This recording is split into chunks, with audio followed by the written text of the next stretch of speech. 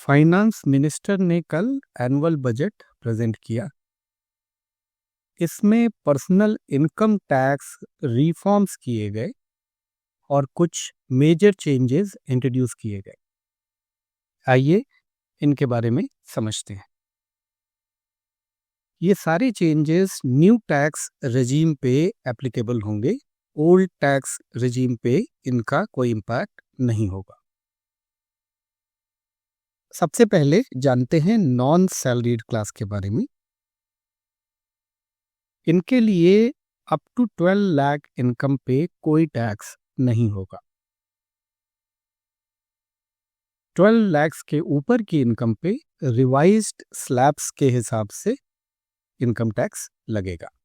इसका मतलब ये हुआ कि जिसकी इनकम 12 लाख 1 रुपी भी है वो भी रिवाइज स्लैब्स के हिसाब से टैक्स के लिए लायबल होगा। सैलरीड क्लास के बारे में जानते हैं। अप टू 12.75 लाख की इनकम पे कोई टैक्स नहीं लगेगा, क्योंकि सैलरीड क्लास को standard deduction of 75,000 rupees allowed होता है।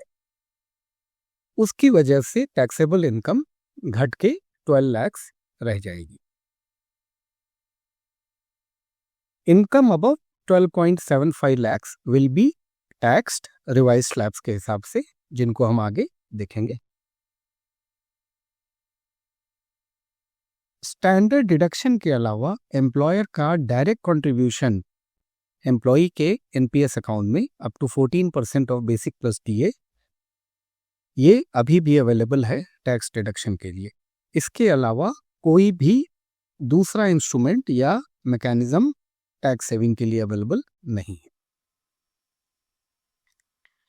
रिवाइज टैक्स स्लैब्स के बारे में बात करते हैं। अप टू ₹4 लाख इनकम कोई टैक्स नहीं लगेगा। 4 लाख से 8 लाख के बीच, यानी कि 4 लाख 1 रुपी से 8 लाख के बीच 5%, 8 लाख 1 रुपी से 12 लाख के बीच 10%, 12 लाख 1 से 16 लाख के बीच 15%, 16 लाख 1 से 20 लाख के बीच 20%, 20 लाख 1 से 24 लाख के बीच 25% और above ₹24 lakh 30% rate of tax applicable होगा। मान लीजिए किसी की इनकम 12 लाख है, तो एक सिंपल कैलकुलेशन ये देखते हैं कि उसका नई स्कीम में टैक्स कितना लगता अगर ये रिबेट नहीं होता। 4 लाख से 8 लाख पे 5%, इसका मतलब 20,000 रुपीज, और 8 लाख 1 से 12 लाख के बीच में 10%, यानी कि 40,000, तो टोटल इनकम टैक्स 60,000 रुपीज होता नए स्लैब के हिसाब से। आइए कुछ एग्जाम्पल्स के थ्रू इनको समझने की कोशिश करते हैं।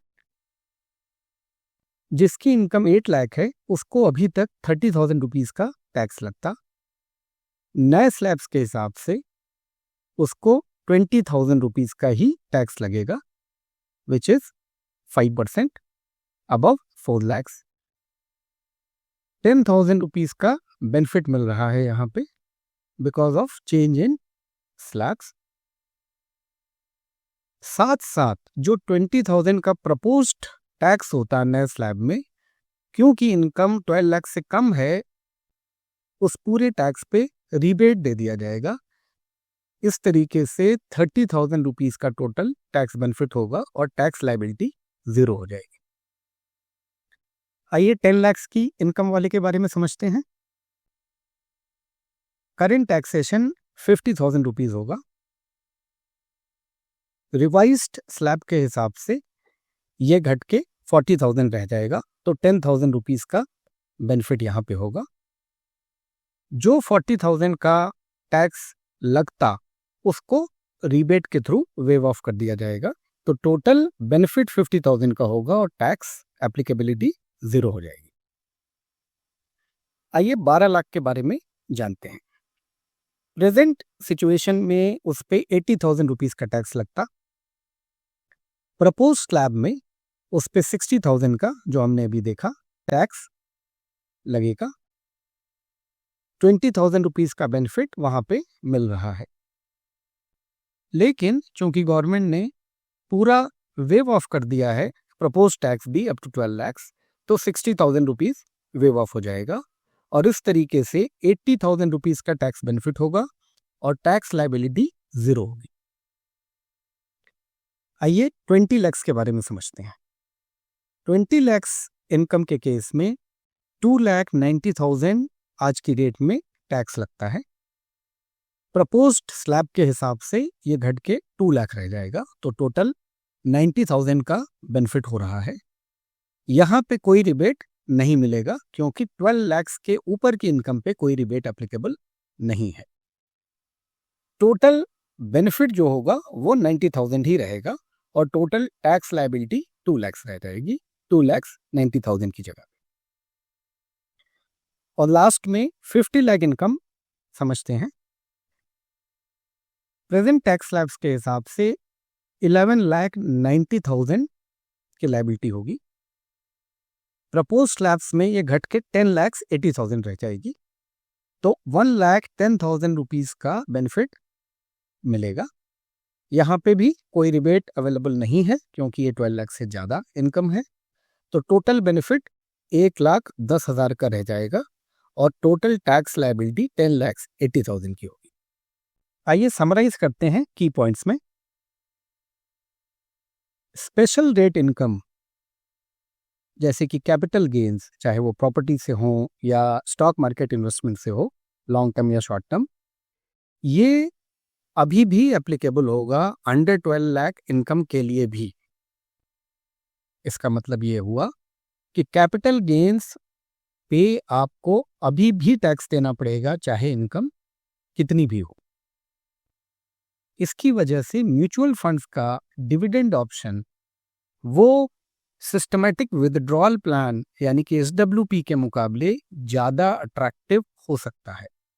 वो इसलिए क्योंकि SWP में यूनिट्स को बेचने की वजह से कैपिटल गेन एप्लीकेबल होता है और वो टैक्स के दायरे में आएगा। वहीं पे डिविडेंड ऑप्शन आपकी टोटल इनकम में ऐड होता है, तो जब तक कि टोटल इनकम 12 lakhs के अंदर है उस पर कोई टैक्स नहीं लगेगा। दूसरा पॉइंट ये है कि सेक्शन 80C के जो टैक्स डिडक्शंस होते हैं 1.5 lakhs तक, PF, PPF, life insurance policy, tax saving FD, ELSS etcetera, ये नई टैक्स रेजिम में अवेलेबल नहीं होते, केवल पुरानी टैक्स रेजिम में अवेलेबल है। काफ़ी लोग नई टैक्स रेजिम के लिए ऑप्ट करेंगे और इन टैक्स सेविंग इंस्ट्रूमेंट्स में लोगों का इंटरेस्ट कम हो सकता है। तीसरा पॉइंट ये है कि गवर्नमेंट का इंटेंट कंजम्पशन को बूस्ट करना है इस टैक्स कट या रिबेट के थ्रू।